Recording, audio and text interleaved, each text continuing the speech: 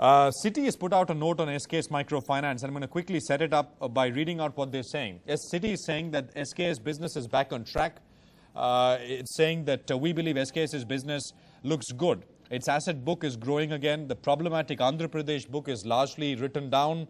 There is new capital, which is and it has reopened funding channels. Competition has fallen off meaningfully.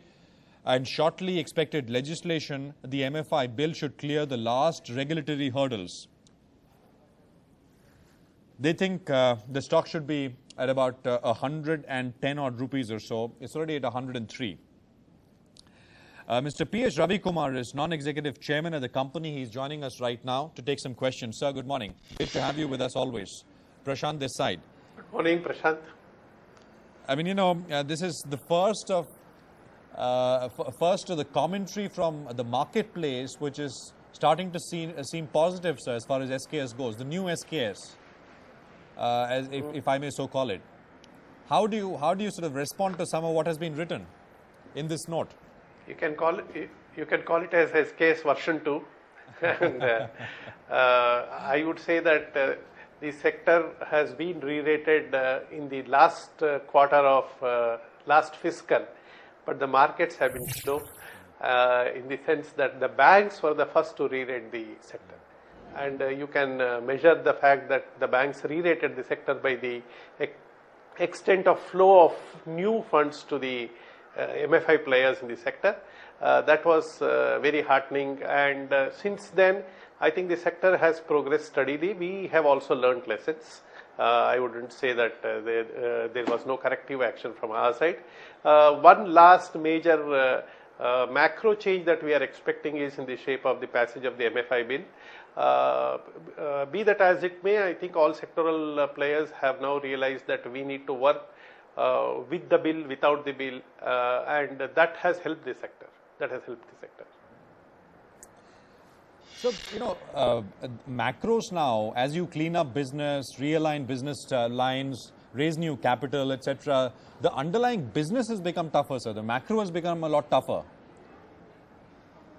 I don't think so. If you see the innate demand for funds, we are operating in close to 18, 19 states. The innate demand has not satiated. If anything, I think the existing players do not have the ability to meet the entire demand.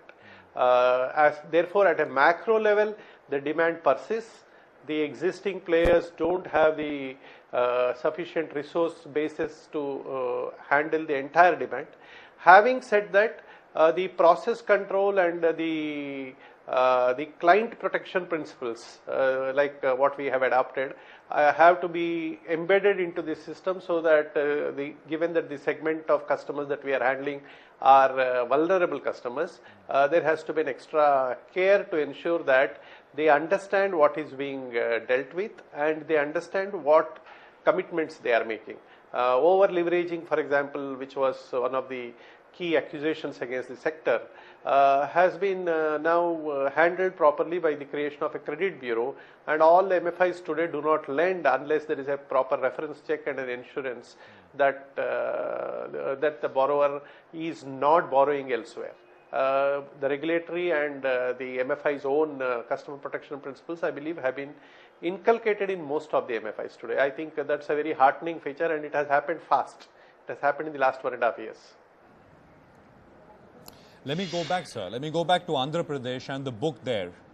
You wrote off, I think, about 1,100 odd crores or so. What is the potential of recoveries, loan recoveries and write-backs, sir? Let me just get that out of the way, and then we'll talk about what the book will look like.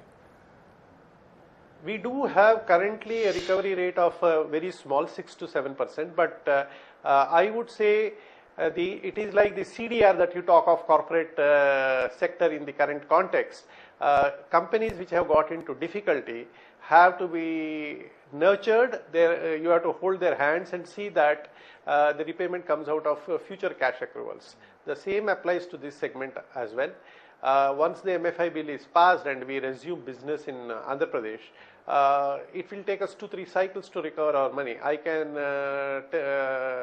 confidently say that this segment is a segment where they are very keen to repay their debts.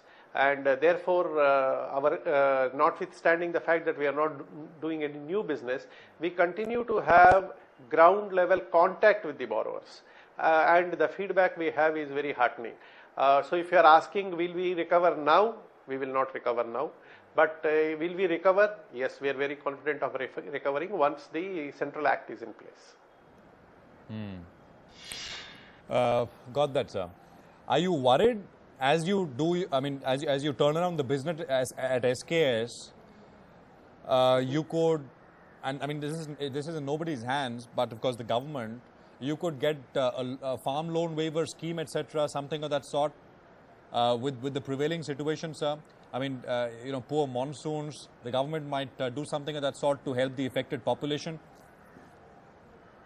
Most of our lending is for allied sectors, and therefore we are not worried that the sort of waivers that we have seen in the past would affect us. If you see the sort of waiver which came, I think about 4 or 5 years back, did not impact us, and therefore and the fact that this month's rainfall has brought the overall long-term average rainfall to close to 85-90%, and re-rated outlook on Kharif, I don't think there is a cause for worry. One, because in the past when the loan waiver did happen, it did not affect us, and second, I don't think the macro financials today really allow the government to do a second waiver of this sort, and notwithstanding that, even if it happens, given our background, we are not expecting a problem.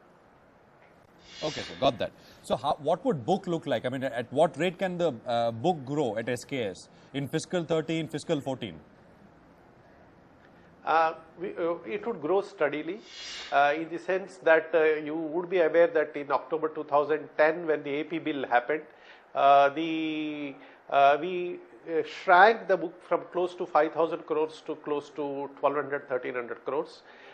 We can, if we push, grow at almost 1,000 crores a year. In percentage terms, it may look at 80-90%, but I think percentages are not the correct measures of the growth in this case.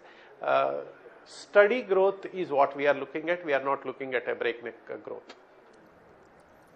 No, but percentages are important, sir. You're saying 80-90% if you push it. But so, as I said, percentages are misleading, because from 100 to 200 is 100% growth. No. 200 to 300 is 50% growth. I know. Therefore, percentages are not a relevant measure. It is a question of the quantum of book, and quantum of book is, we are very clear what we can handle on a steady state basis is what we would grow. We would not grow exponentially. No, so what is steady state rate of growth? Quickly, sir. Steady state growth in this sector, I think for next 5 to 7 years, I would be a CAGR of 35 to 40%. 35 to 40%. Okay, got that. Mr. Ravikumar, thanks very much for joining in this morning. Good to have you with us here on Profit as always. Good luck with the business turnaround. You called it SKS version 2. Pretty apt.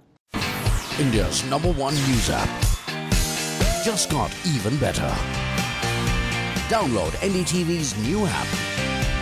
Fully optimized for retina display. Full screen view. Faster response time. And Sudoku. NDTV's new iPad app. Download now.